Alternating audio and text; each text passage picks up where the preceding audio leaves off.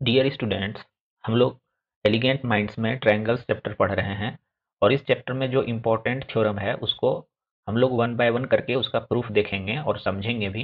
हालांकि हम लोग इन सभी थ्योरम से परिचित हैं और बहुत बार यूज कर चुके हैं प्रॉब्लम सॉल्व करने के लिए। लेकिन अभी इसका प्रूफ भी कभी एग्जाम में पूछा जाता है, तो हम इसके प्रूफ को भी आज सीखने वाले हैं कि कैसे ये थ्योरम को प्रूव किया जा सकता है। जैसे जो सबसे फर्स्ट थ्योरम मतलब 6.3 थ्योरम जो है सिमिलरिटी ऑफ ट्रायंगल का फर्स्ट थ्योरम, वो क्या बोलता है कि if in two triangles corresponding angles are equal, then their corresponding sides are in the same ratio and hence the two triangles are similar।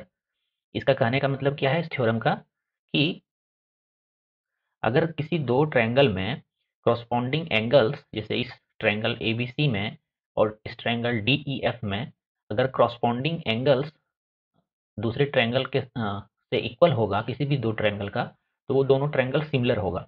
जबकि हम आपको रिमाइंड कराना चाहेंगे जो हम लोग पॉलीगॉन के बारे में पढ़े थे सबसे शुरू में लेक्चर में, कि हम किसी दो पॉलीगॉन को सिमिलर कब बोलेंगे।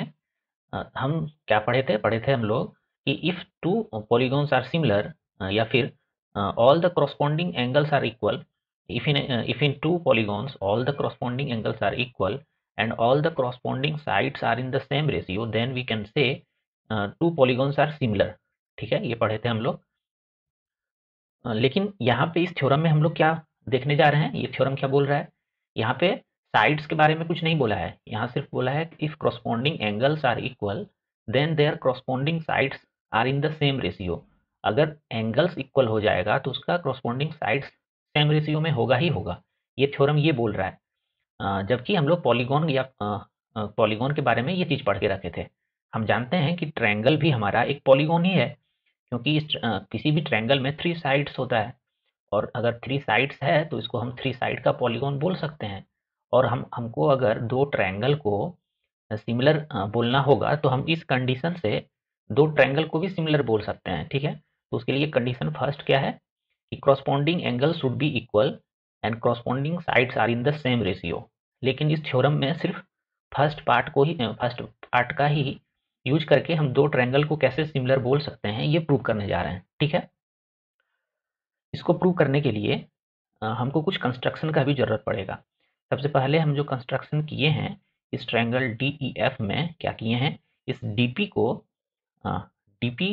हम इस प्रकार से DE को इस प्रकार से कट किए हैं कि DP is equal to AB हुआ है। ठीक है, उसी तरह से DF को इस प्रकार से कट किया गया है कि DQ is equal to AC है। ठीक है, और हम हमारे पास गिवन इंफॉर्मेशन क्या है, angle A of this triangle is equal to angle D, angle B is equal to angle E and angle C is equal to angle F. और हमें प्रूव क्या करना है कि these two triangle should be similar. ठीक है, तो हम कैसे प्रूव कर सकते हैं इसको अभी हम लोग देखेंगे। सबसे पहले इस दो अब जब हम ये कंस्ट्रक्शन कर लिए हैं और पी क्यू को ज्वाइन कर दिए, तो हमारे पास इस दोनों ट्रायंगल में क्या क्या इंफॉर्मेशन है। हमारे पास इंफॉर्मेशन है कि ए बी, यहाँ पे हम लिखे भी हैं लेकिन अब इस पार्टिकुलर दो ट्रायंगल के लिए हम लिख रहे हैं यहाँ पे A B side of triangle A B C is equal to D E side of another triangle. ठीक है, और क्या है हमारे पास A C is equal to D Q है, क्योंकि हम इस प्रकार से कंस्ट्रक्शन ही किए हैं। और इसके अलावा एंगल्स सभी करॉस्पॉन्डिंग एंगल्स इक्वल है। ये थ्योरम ही बोल रहा है कि जब सभी एंगल्स इक्वल होगा तभी हम इस दोनों ट्रायंगल को सिमिलर बोल सकते हैं। हमको साइड्स का रेशियो चेक करने का जरूरत नहीं है।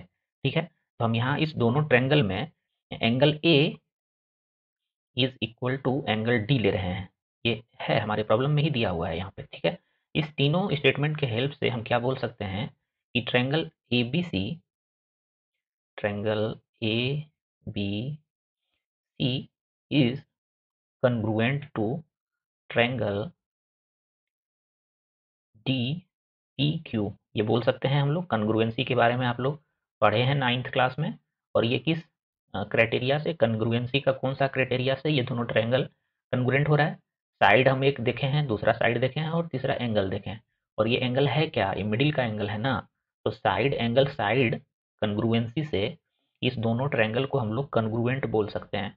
ठीक है, अब अगर ये दोनों ट्रायंगल कन्ग्रुएंट है A B C and D P Q, तो यहाँ पे होगा क्या कि एंगल बी ट्रायंगल एबीसी का इक्वल टू एंगल पी होगा ट्रायंगल डीपीक्यू का। मतलब इसको अगर हम डिनोट करना चाहें तो angle B of this triangle should be equal to angle P of this smaller triangle. ऐसा क्यों हो रहा है? क्योंकि ये दोनों ट्रायंगल क्या है, हमारा कन्ग्रुएंट है। अब दोनों ट्रायंगल कन्ग्रुएंट हो गया, दो एंगल क्रॉसपॉन्डिंग एंगल जो जरूरत था हमको उसको हम इक्वल ले लिए यहाँ पे। अब देखिए आपको यहाँ पे क्या था, angle B is equal to angle E, ये गिवन है। तो angle B is equal to E इसके भी इक्वल है, और angle B is equal to angle P ये कंग्रुएंसी से आ रहा है। इसका मतलब क्या है कि ये दोनों एंगल भी इक्वल होना चाहिए। So we can write angle P, या फिर इसको होल एंगल लिखिए, angle D P Q, D P Q is equal to angle D E F. ऐसा हम लोग बोल सकते हैं क्योंकि ये दोनों स्टेटमेंट हम लोग देख चुके हैं अभी। और अगर ये दोनों एंगल इक्वल हो गया, एक एंगल ये और एक एंगल ये, तो आप देखिए ये जो पी क्यू लाइन है और ई एफ लाइन है ये दोनों पैरेलल हो जाएगा, क्योंकि इस दोनों पैरेलल लाइन का ये दोनों क्रॉसपॉन्डिंग एंगल हो जाएगा। अगर क्रॉसपॉन्डिंग एंगल इक्वल है तो हम लोग बोल सकते हैं कि लाइन पी क्यू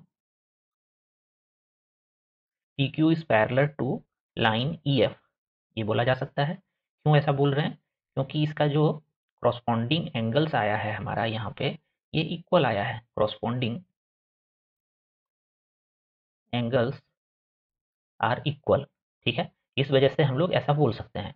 मतलब हम क्या प्रूव कर चुके हैं कि line P Q is parallel to E F. ठीक है, अब यहाँ से हम क्या देख सकते हैं, P Q is parallel to, फिर से एक बार इसको राइट डाउन कर देते हैं न्यू पेज में, P Q is parallel to E F, ये हम लोग प्रूव कर चुके हैं।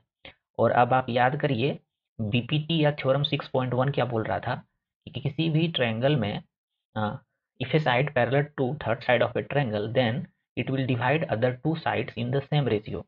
मतलब DP upon PE is equal to D Q upon Q F, ये होगा। तो ये कहाँ से हम लोग लिख रहे हैं, आप थेल्स थ्योरम, या फिर इसका बहुत सारा नाम है, इसको आप थेल्स थ्योरम भी बोल सकते हैं या बीपीटी भी बोल सकते हैं। बेसिक इसको बीपीटी भी बोला जाता है। और ये आपके बुक में 6.1 थ्योरम है ये। ठीक है, तो इस थ्योरम से हम ये चीज बोल सकते हैं। अब इसी को अगर हम रिवर्स ऑर्डर में लिखें, पहले पी को लिख दें और नीचे में हम डीपी को लिख रहे हैं is equal to Q F upon D Q, ऐसा लिख सकते हैं हम लोग। बस इसको हम रिवर्स कर दिए। अब ये करने के बाद हम दोनों साइड 1 ऐड कर सकते हैं। तो इस इक्वेशन लेफ्ट हैंड साइड में भी 1 ऐड कर दिए और राइट हैंड साइड भी 1 ऐड कर दिए। अब जो ये बन के आएगा हमारे पास, क्या बन के आ रहा है, DP plus PE upon DP is equal to Q F plus D Q upon D Q. ये इक्वेशन अब कुछ इस प्रकार से हो गया हमारा। और इसको हम डीपी प्लस पी को क्या लिख सकते हैं, अभी देखते हैं हम लोग। डीपी कौन है, डीपी ये है हमारा, और प्लस पीई अगर हम लिखेंगे तो इसको पूरा डीई लिख सकते हैं हम लोग, इसको डीई लिखा जा सकता है। और डीपी को हम क्या लिख सकते हैं, डीपी जो है हमारा वो ए बी के इक्वल है। ठीक है, क्योंकि हम ऐसा ही ट्रायंगल लिए थे, तो डीपी के प्लेस पे हम लोग ए बी लिख सकते हैं। ठीक है, लिख देते हैं हम लोग। और फिर यहाँ पे आप देखिए Q F plus D Q, we can write Q F plus D Q को हम लोग डी एफ लिख सकते हैं। ठीक है, इसको डी एफ लिख देते हैं। और डी क्यू जो है हमारा वो ए सी के इक्वल है, डी क्यू के प्लेस पे हम ए सी लिख रहे हैं। ठीक है, ये हमारा आ गया। अब देखिए ये हुआ क्या, डीई मतलब this whole side DE upon A B, ठीक है, is equal to D F upon A C, ये आ गया हमारा। मतलब इस दो ट्रायंगल का दो साइड प्रोपोर्शनल आ गया, या इन द सेम रेशियो आ गया। और इसी तरह से अगर हम कंस्ट्रक्शन इधर से किए रहते, इस प्रकार से किए रहते कंस्ट्रक्शन, तो फिर हम सिमिलरली हम लोग लिख सकते थे, similarly we can write in similar way हम लोग क्या लिख सकते हैं, अभी तो हमारे पास DE अपॉन AB आया है is equal to DF upon A आया है, उसी तरह से हम ये भी लिख सकते हैं DE, फिर से ये सारा प्रोसेस रिपीट करना होगा क्योंकि सेम प्रोसेस है, तो फिर इसको बार बार दिखाने का जरूरत नहीं है, इसलिए हम सिमिलरली यहाँ पे लिख सकते हैं DE upon AB is equal to BC upon EF, ये चीज बोल सकते हैं हम BC अपॉन EF, ठीक है, BC अपॉन EF। अब इस दोनों के हेल्प से हमारे पास क्या आ रहा है, हमारे पास आया कि AB upon DE is equal to AC upon DF is equal to BC upon EF, ठीक है। हमारे पास बस ये इन्फॉर्मेशन था कि ये तीनों एंगल करस्पॉन्डिंग तीनों एंगल इक्वल है, ठीक है, और इस तीनों एंगल के हेल्प से हम क्या लेके आए यहाँ पे, इसका करस्पॉन्डिंग साइड्स जो है वो सेम रेशियो में होगा। तो ये प्रूव हो गया ना कि सिर्फ एंगल चेक करने का जरूरत है, अगर दो ट्रायंगल का करस्पॉन्डिंग एंगल्स इक्वल आ जाए तो उसका करस्पॉन्डिंग साइड्स जो है वो सेम रेशियो में आएगा ही आएगा, ठीक है। तो इस प्रकार से हम बोल सकते हैं कि अब देखिए पॉलीगॉन के लिए जो कंडीशन था, all the corresponding angles are equal and all the corresponding sides are in the same ratio, जब हम ये चीज अगर ऐसा कंडीशन मैच होता है तो ये सेकंड कंडीशन अपने आप आ जाएगा, ठीक है। तो हम लोग क्या बोल सकते हैं कि सिर्फ तीनों एंगल को चेक करके हम दो ट्रायंगल को सिमिलर बोल सकते हैं, और इस क्राइटेरिया को क्या बोलेंगे, एंगल एंगल एंगल क्राइटेरिया, क्योंकि हमारे पास इंफॉर्मेशन यही था कि तीनों एंगल इक्वल है, ठीक है। और इससे हमारे पास जो कंक्लूजन आया वो क्या आया कि triangle ABC is similar to triangle DEF, ये कंक्लूजन निकल के आया यहाँ से, ठीक है। हमको ये सेकेंड कंडीशन चेक करने का जरूरत नहीं है, ठीक है। अब किसी दो ट्रायंगल का यहाँ पे मतलब क्या देख रहे हैं हम लोग कि तीनों एंगल करस्पॉन्डिंग एंगल इक्वल होगा तो ये दोनों triangle angle angle angle criteria से सिमिलर हो जाएगा। लेकिन हम ये भी जानते हैं कि किसी भी ट्रायंगल का एंगल सम प्रॉपर्टी क्या बोलता है कि तीनों एंगल का जो सम होगा वो 180 डिग्री होगा।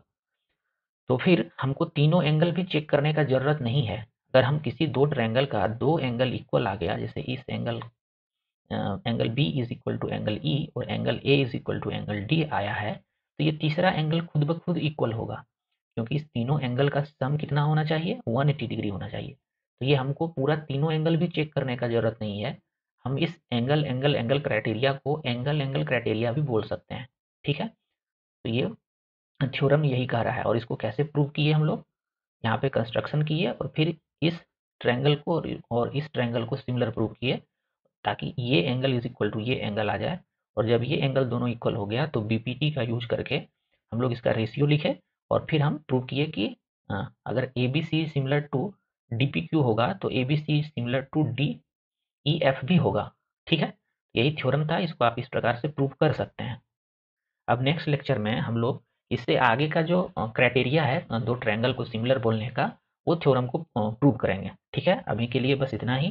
Thanks for watching elegant minds.